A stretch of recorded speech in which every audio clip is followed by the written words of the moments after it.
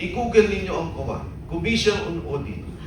Number 1, Department of Agriculture, suspended, disallowed, 8.5 billion. May investigasyon ba? May narinig ba tayo? Wala. Yung pong Department of Health, 10.5 billion. May narinig ba ho tayo may investigasyon? May natanggal? Wala. Nakalagay po doon sa COA findings sa Department of Health. Almost 150 million ang nag-expire na gamot or about to expire. Binili, hindi dinidistribute, mag-expire. 150 million. Eh, talo pa nga yung pondong iniimbestigan na nakikipinday. O, pangatlo, Department of Public Works and Highways, 17 billion pesos. Pagdating nyo po sa Department of Energy, may problema tayo ngayon sa langis, may problema tayo sa ating mga petrolyo, sa crudo.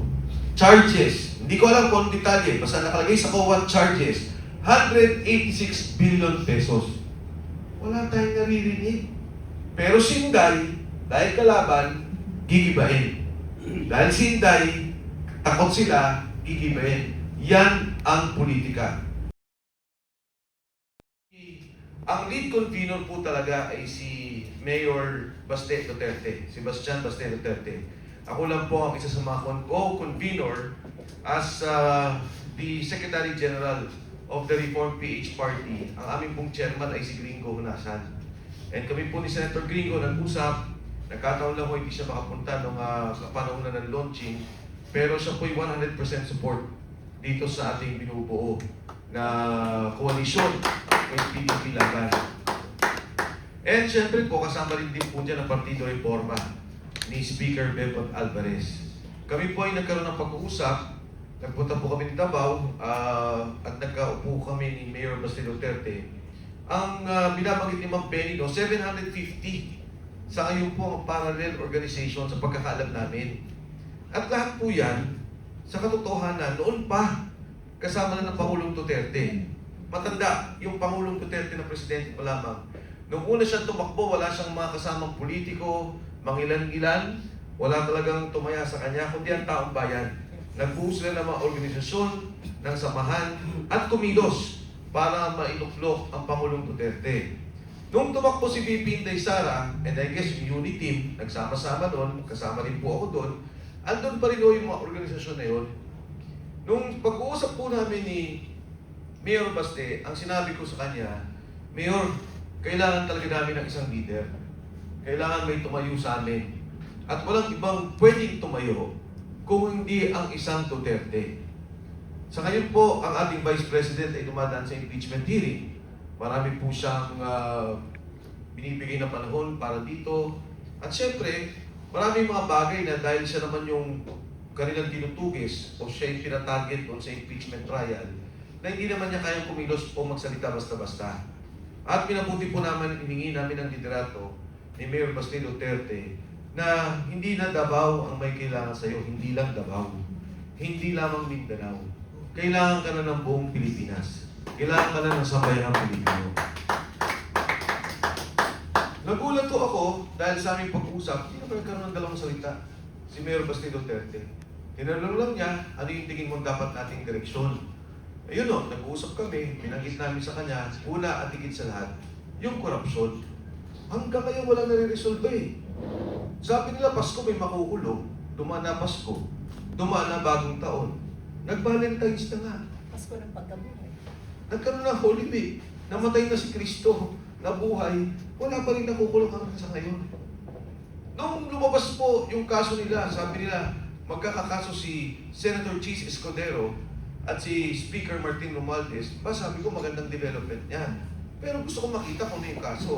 Sa ngayon po, hindi ko pa nakikita yung i-deny nila, pero naririnig ko ay dahil daw po dun sa pagkakaroon nila ng partisipasyon sa pag-aproba ng budget. Ay sabi ko, malayo yan. Bakit naging speaker ka lang o Senate President? Bigla ka na rin nadamay dun sa nakawan. Ang importante sa kaso, si Sergeant Cotesa. Ang importante sa kaso, yung 18 sundalo. Ang sabi ninyo, si Saldico ang mastermind. Si Saldico ang magnanakaw. Itong mga tao ni Saldico ang nagsasabi, kanino dinala yung pera? Saan dinala yung pera? May delivery sa Makati, sa Forbes, sa Aguado, sa Ilocos. Ito na yung mga tao to eh. Bakit hindi yun ang gamitin nila kung totoo at talagang nais sila magkaroon ng linaw ang kaso dito sa korupsyon? Pangalawa, narinig niyo naman Senator Ping Lacson, sabi niya mismo sa kanyang pananalita sa Senado, in a privileged speech, he mentioned that the statement of Saldico is untrue. Sabi niya, ang katotohanan, it was Yusek Bernardo who gave the money to Trigy Buclaybar and to Adrian Bersamin, both undersecretaries. One is Yusek for Education and the other one is Yusek under the Office of the President. Ano na nangyari doon? Pinatawag ba? Nagkaroon ba ng linaw? Nanggaling na sa kanila yun. And no less than the Executive Secretary and the Secretary of Budget, Secretary Pangandaman, and Executive Secretary Lucas Bersamin resigned right after that. Nag-resign nga eh. Diba? Pagkatapos ni Saldico, pagkatapos magsalita ni Senator Ping, nagkatanggalan sa posisyon sa Malacanang. Anyway, pangalawa namin pinag-usapan ni Mayor Basti Duterte, sabi namin, Mayor, alam nyo, ang dami ng kaso ng mga kasama. Lahat kinakasuhan, kaliwat kanan. Ako siguro, kaso ko na, 3, 4, meron na. Yung pong dalawang negosyo kong, kahit pa paano, meron po akong pinagtutuan ng negosyo, parehong isinara. Parehong isinara. Nang walang batayan. Ako, kaya namin labanan dahil walang batayan yung pagsananda. Paano yung tao? 100 po ang natanggal dun sa isang kumpanya. Yung isang kumpanya matatanggal 700. Krisis nga ngayon eh. Yung isang kumpanya na maraming matatanggal ng mga empleyado, investor lang mo ako doon. Nagkataon lang, inihalal akong presidente as one of the minority investors. Ngayon, damay na din. So sabi ko, Mayor, kailangan tayo magkaisa, magtulungan kasi yung mga kasama natin, kinakasuhan. At alam niya, maski pala siya, meron siyang negosyong sinara doon sa Davao. At narinig natin doon sa kanyang talumpati, yung mga negosyante ginigibit pag nakitang nakadikit sa kanya. And pangatlo, yung itigil nila yung pamumulitika nila. Itong ginagawa nila kay Inday Sara, tingnan nyo, nagsasalita ang Malacanang. Sabi nila, itigil nyo na yung politika, may krisis tayo, magtulong-tulong tayo. Sino bang nauna? Di ba itong kaso nila ng impeachment kay VP Inday Sara? Kung ang gusto ng Pangulo ay katahimikan, kung ang gusto ng Pangulo ay walang gulo, ipatigil niya yan. Huwag nang sabihin na independent ang Congress. Tao niya lahat ng mga yan. Ayaw nga mag-impeach ng mga congressman eh. Natatakot din sila eh.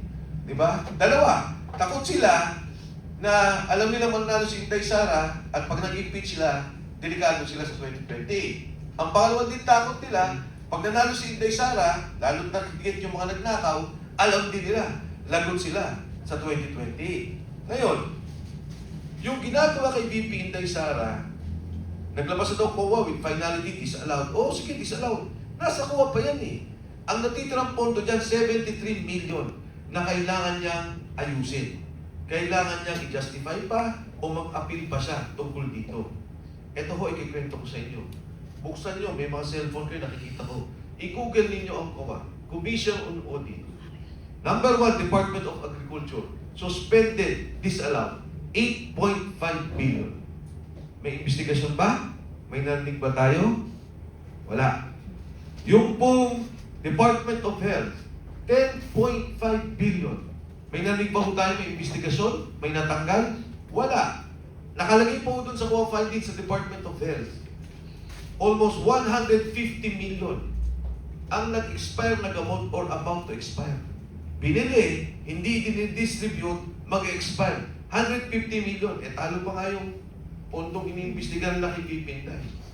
O pangatlo, Department of Public Works and Highways, 17 billion pesos. Pagdating niyo po sa Department of Energy, may problema tayo ngayon sa langis, may problema tayo sa ating mga petrolyo, sa crudo.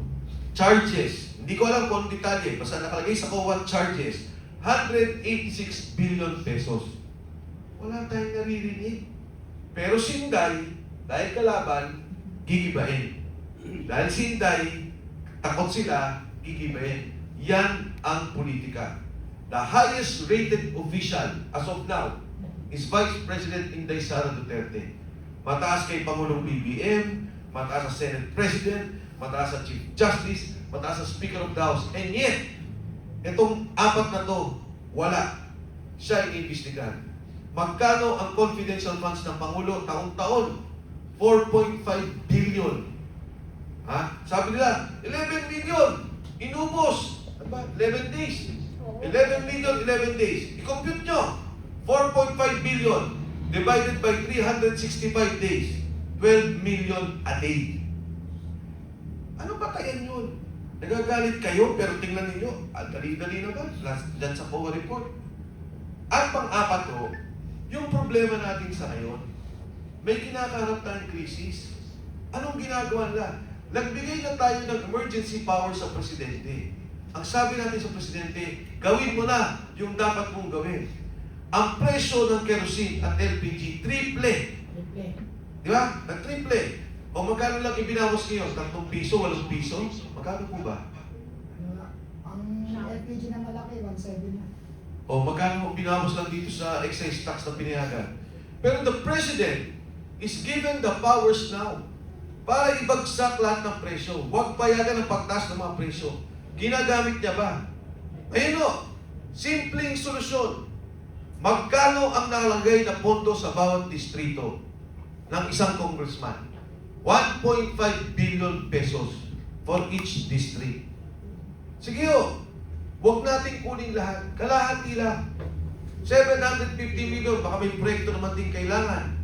At kailangan din naman natin yung mga proyektong yan. Kahit na yung 30-40% dyan na uuwi sa korupsyon, alam naman natin yun, nakita na natin sa flood control. Eh yung 200 bilyon, malaki ang maitutulong para maibsan ang problema ng mga drivers. Ano ang ibig kong sabihin? Ngayon nagrarally ngayon. Ang mga driver tuloy-tuloy. Pagtaas ng crudo, presyo madali, ang bilis. Pero pagka ang driver magtataas, wala. Ang batas, hindi sila pinapayagan, dadaan sila sa mahabang proseso. Binawi pa. Meron ng proposal si Irice, sabi niya, magkaroon ng direct subsidy. I-cap sa 70 pesos. Huwag na ho yun. Baka sabihin pa, tatamaan yung mga mayayaman. Yung mga mahihirap na lang. If I'm not mistaken, we have about, hindi ako sigurado dito I think mga sa private, yung public pala transport. Hindi ako sigurado, but I will check the data. Ayoko na muna sabihin yung numero. Pero kung bibigyan nila ng direct subsidy, ang mga taong yun, pwedeng i-cap sa 70 pesos. I-subsidize na 70 pesos, aabutin ang gobyerno na mga 10 bilyon kada buwan. Kung kukunin mo ang kalahati ng ibinigay mo sa mga congressman na 400 bilyon, 200 bilyon, at least meron kang 20 months, 20 buwan na masasubsidize mo ang ating mga pasahero, ang ating mga driver, at ang presyo ng bilihin hindi tataas. Dahil direkta na merong koneksyon yung mga delivery trucks tungkol dito.